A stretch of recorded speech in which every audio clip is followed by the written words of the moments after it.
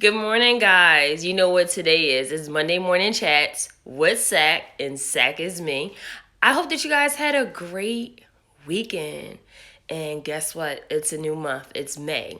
So I hope that you guys had some goals that you would like to accomplish this month. Irrespective of the pandemic, I hope that you still know that you can still believe. Like you can still accomplish things in spite of. This is just only temporary. So while we're here at home, let's work on some goals. Or maybe you're saying, hey, I'm tired. It's okay to get rest. You don't have to hustle all the time. It's okay to just sit back and relax. And when you have that energy, do what you want to do, okay? But today, I want to talk about what a title I would like to have for today is Do You Remember the Time? And last week, I found some of my photos from over, wow, maybe 13, 14, 15 years ago. So these were photos from high school. These were photos from I was a child from 3 years old, 5 years old. And I was just looking at all the pictures, and just the thought of me looking at a picture, I was able to remember that actual time, whether I was 5 years old. Now, when I was a child, one of my favorite holidays was Easter. Like, I love to dress up. I was that little girl where I liked to play, but I did not like to get dirty. And when it came to Easter, I did not like anything on my clothes. If something spilled on my clothes, I will cry. I was known as a crybaby growing up. And for Easter, it was special to me because it was my chance to get dressed up. And during that time in my early childhood, I lived in Camden, New Jersey. So I would make my father drive all around. And yes, I did shop at Payless. And we would drive around to all the Payless stores in Camden to find my patent leather shoes. I had to get the patent leather shoes, I had to get the purse to match, and I had to get a hat. The hat was the ideal thing to top off my outfit. And it would not be no Easter if I didn't have my hat. So everything had to be bomb for me as a child. And then I just started looking at, okay, wow, I remember little Sakina. And then I started looking at pictures when I was in middle school. I was like, oh, wow, I remember her. And I looked at, high school. High school was just different set of emotions happening during that time. And I was like, I remember her. And then I looked at pictures and I was like, wow, I remember the Sakina in college. And let me just take you down memory lane about me. And so growing up, when I was younger, I had braces, I had crooked teeth. And as a young child, I want to say around, first, second grade, third grade, I was teased. And how I overcame that was one, I used to fight a lot. I fought all the time. And that helped. So once you beat up a few friends and beat up the leader, you don't have to worry about no one bothering you. So after a while, after fighting so much, I didn't have to worry about anybody bothering me. However, it was just this idea that I didn't feel pretty enough because my teeth wasn't straight. And then it got to, I want to say, sixth grade, I got braces. Finally got braces.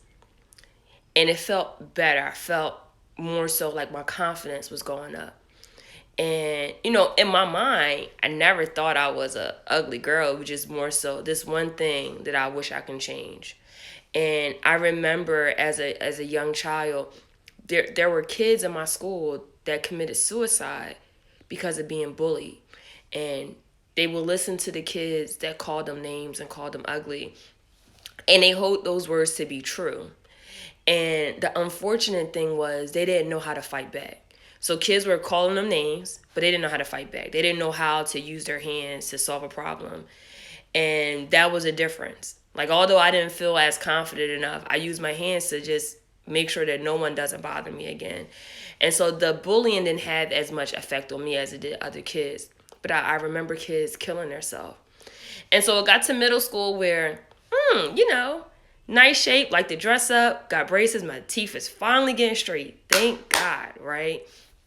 And then I remember my eighth grade year, I got my braces off and got into high school. Different ball. I was like, wow, I got straight teeth. I love it. The confidence started to just go up. up and up. Didn't know what love was. I mean, I was like 14, 15. Just, I had my first boo in high school, of course. And I was like, wow, I feel pretty. I look pretty. And it was just this confidence that I had. And I kept saying, wow, I remember this time.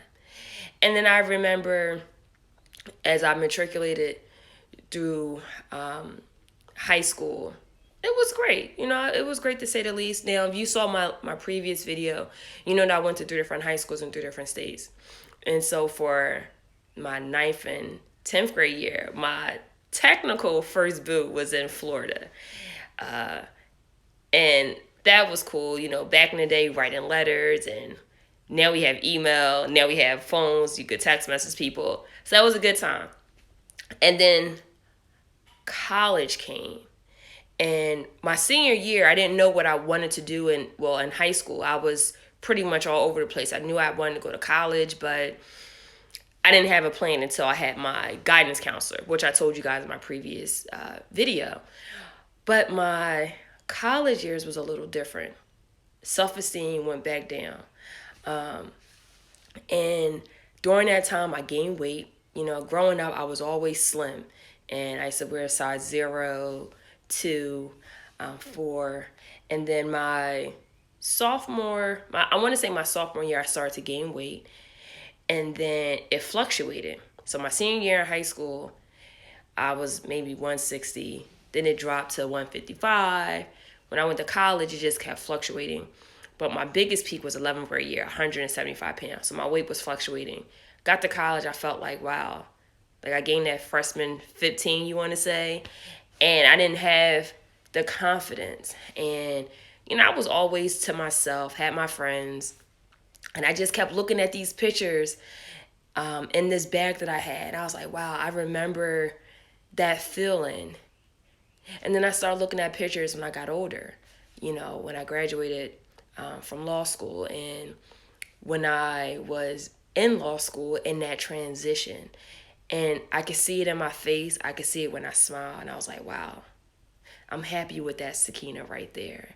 And what changed the mark for me was my second year in law school, I started to exercise even more. Now, in law school, my weight fluctuated. I was a broke law student, didn't have any money, of course. And how I made money was doing hair. I like to do hair. For some people that don't know, I know how to actually do hair and do makeup, and I tutor. So that was my way to gain money.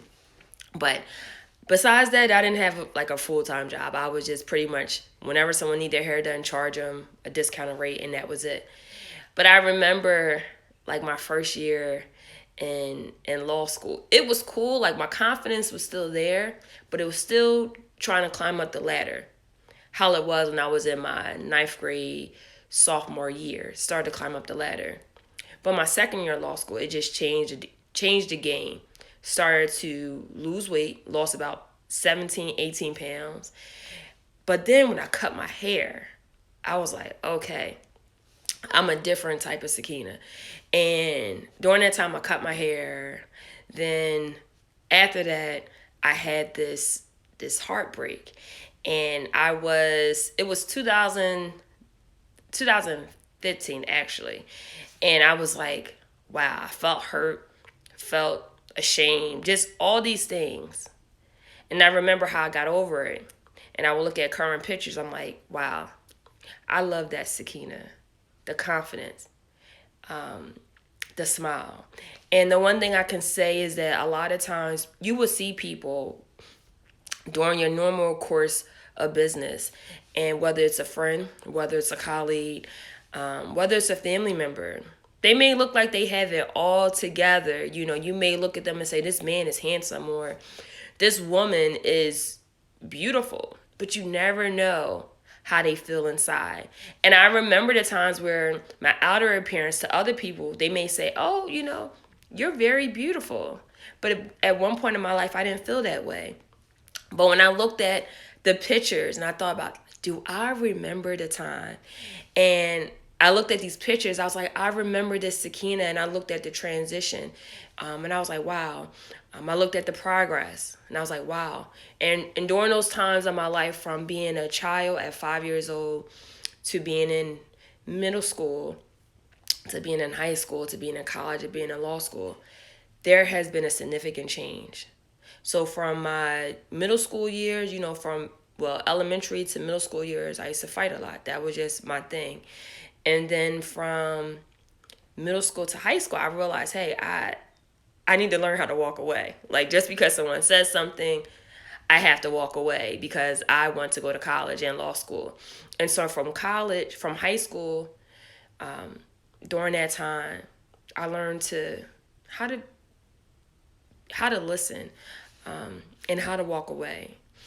And from high school to college, I experienced my first heartbreak in college, and it changed how I felt about things. And I remember on an Aller appearance, everybody thought I had it all together, but I was crushed. It was in 2007 I got my heart broke the first time, and I was crushed. I cried a lot. I lost like 15 pounds because I couldn't eat at all. But when I had to go to work, I had to put a smile on my face and make it seem like everything was okay. And I would go back to my room, and I was actually working on campus. So every year when I was in college, I would go back for the summertime and I would work. I used to be a program assistant for a summer program at my college. And so it was hard to, tutor students and think I have it all together. And they're like, Sakina, thank you so much for helping me. We love you. And deep down I questioned, like, Dad, did I love myself? Did I let this heartbreak get me that bad where I couldn't love myself? Go back into my room and I would just cry, lost weight. And the weight loss was great, but I didn't lose it how I wanted to. But then I started to change my diet. I changed how I ate, stopped making fried foods, and that helped too. And another thing that I have now in my room, on my nightstand, I have like my vision board, like the purpose that I see in my life. And I have the importance of being vulnerable. And you can't be vulnerable to everybody. Like, that's a story that's not meant for everybody, for them to hear or for them to see. So please keep that in mind. But the thing that I like about this board that I have different, I have a scripture, and then I have like different things that talk about, being a queen, but also, being vulnerable to the right person, whether it's a man or whether it's a family member, being open, being okay, saying that you're not okay, expressing your feelings, communication. So these are all on my wall, and I have my vision board in the middle of it. But there's a picture of me that I have. It's on my desk. It's a picture of me and my ex from years ago when I was in middle school. And no, do I still want my ex from middle school? Absolutely not. No. But I looked at this picture and I said, I remember the time where I was just this nice Sakina. I'm still nice now. But I had to experience bitterness and all those things. But this picture was very significant to me because during that time, I never knew what it felt like to get my heart broke. So I was just this fresh, free Sakina, pure Sakina. And I looked at that picture and I said, however she was feeling and how she felt, how her heart was, I want to get back to that.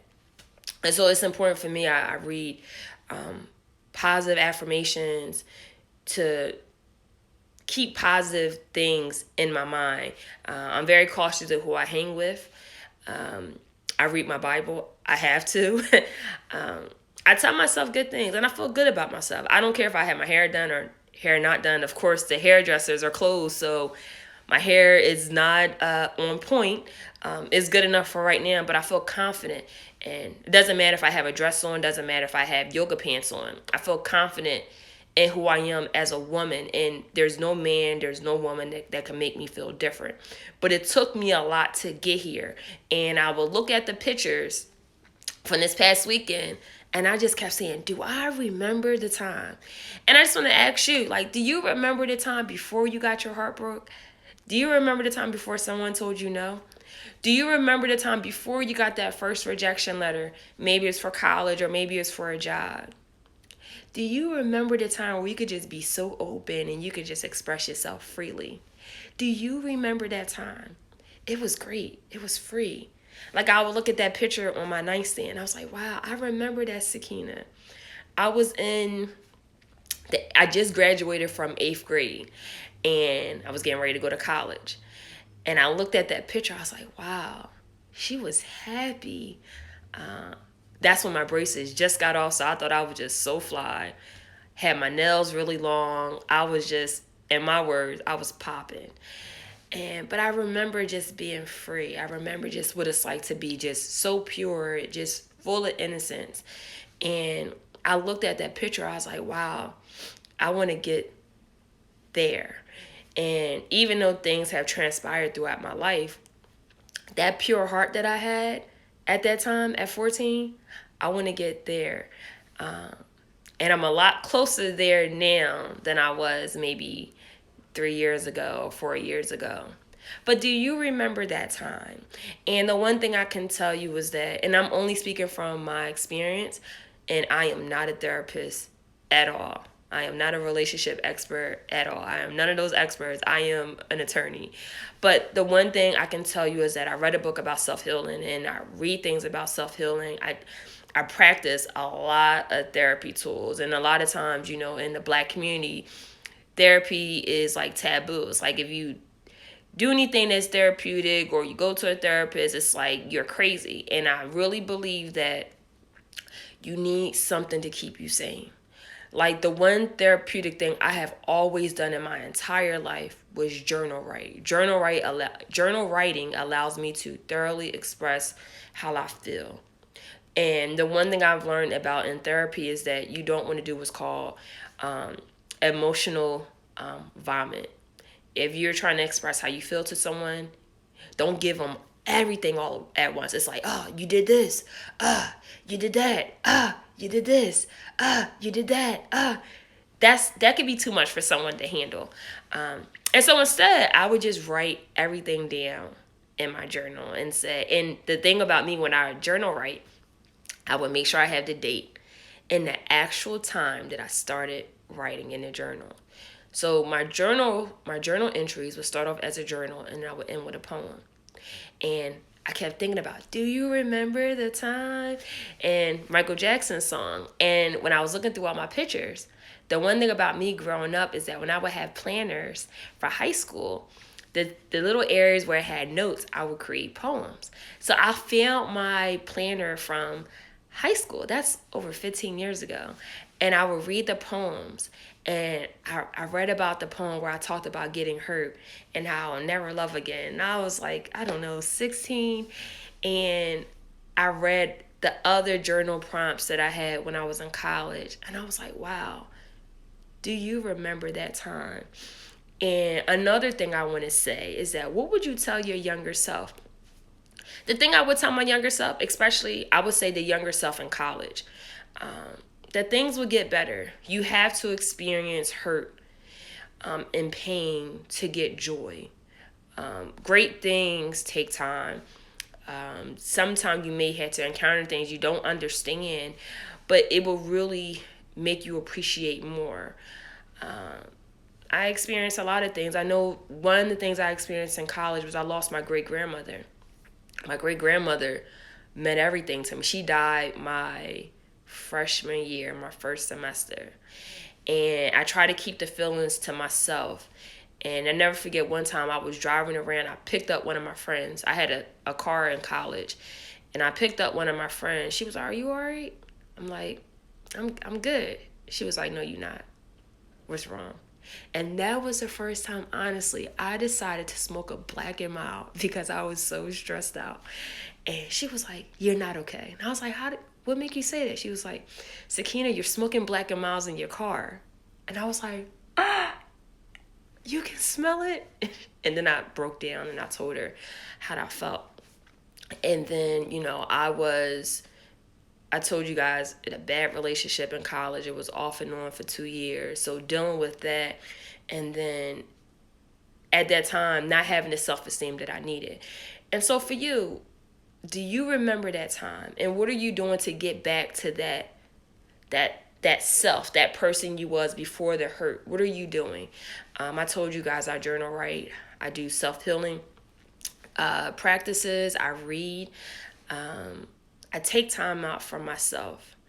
And I've learned, and I'm still learning, that if you want to answer, it's going to always be no unless you ask the question.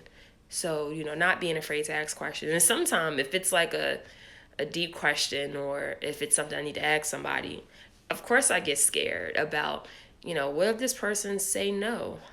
It could be on a personal level, maybe a friend or family, or maybe it could be at my job. I get scared. And I think the one thing that I appreciate about growth is that I'm not afraid to tell somebody, hey, this scares me, or telling somebody like, hey, I'm just Sakina, and people look at me as Superwoman, but I don't want to wear a cape, and if you think I have a cape on, please take it off. I have feelings. I get hurt. I hurt. I cry. I have feelings, and I want you to get back to that place before all the hurt existed. Will it take some time? Yeah, it may take some time. It may not happen tomorrow. It may not happen next week, but it's a process. And an outlet that I use to help with self-help with self-healing is doing these talks. I'm not afraid to talk about it. That's me being open. I have nothing to hide. But it helps me, and my goal is, if I struggle with something and I'm a lot better at it now, how can I help somebody else? Success is not about all the accolades I have, and I have a lot of awards, and there's awards that you may never know about, or the things that I do for other people, which you may never know about. However, what I take the most pride in is not my accolades. It's not the fact that I'm an attorney. I appreciate it. I thank God for it, but that's not the most thing that I'm very proud of.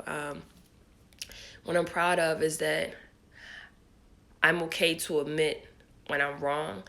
I'm okay to admit my flaws. Like, look, I am not perfect at all. I make a lot of mistakes. I'm not afraid of that. Those are the things that I'm most proud of, because I would hear some men say, women don't know how to apologize. No, I would tell you that I screwed up.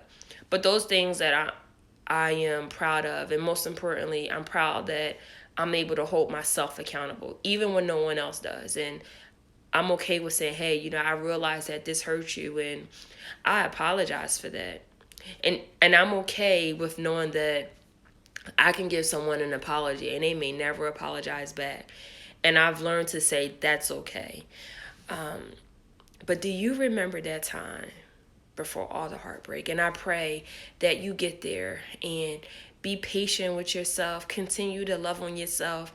A technique that I was told, and it helps. Look in the mirror and say, I love you. And it sounds childish, but sometimes we don't tell ourselves that we love us. Like, do you love everything about you? The flaws and all, the good things, the bad things. Do you love yourself? And when you love yourself, it's hard for someone to knock you down. It's hard for somebody to say, hey, you are this and that, because you don't have to believe those words to be true. I pray that this week is a great week for you. I pray that you accomplish everything that you need to accomplish. Or you may say, I don't have the strength to accomplish anything. That's absolutely okay. Don't be hard on yourself. Never forget how amazing you are. I think sometimes we miss that. Some of you guys may be furloughed. Some of you guys may be laid off. Some of you guys just may be in a deep depression. Some of you guys are still trying to figure out, okay, how can I pay for the next meal, or how can I support my kids? How can I be a better parent? How can I be a better wife? Or how can I be a better husband? Or how can I be a better friend? How can I be a better boyfriend, a better girlfriend? How can I be a better brother? How can I be a better sister? You have all these things going through your mind. And my prayer for you is that you just take one thought at a time. Take one thought per day if needed. But don't be hard on yourself. Just because you're going through things, that does not negate the fact that you are amazing. I hope that if you are searching for employment, I pray that you get that, and you will get that. And just know that the things that we're going through right now is temporary. I hope that this was helpful for you guys. I hope that it blessed you as it blessed me, as I'm able to speak my truth. I'm very thankful for you guys for listening to me talk about these things, and continue to do the things that make you happy, because life is short and we don't know if we'll have tomorrow. So take care. Have a great Monday. Have a fantastic week. You are amazing. And thank you for subscribing. Make sure you tell a friend to subscribe. And stay tuned for next week. Take care, guys. And thank you so much.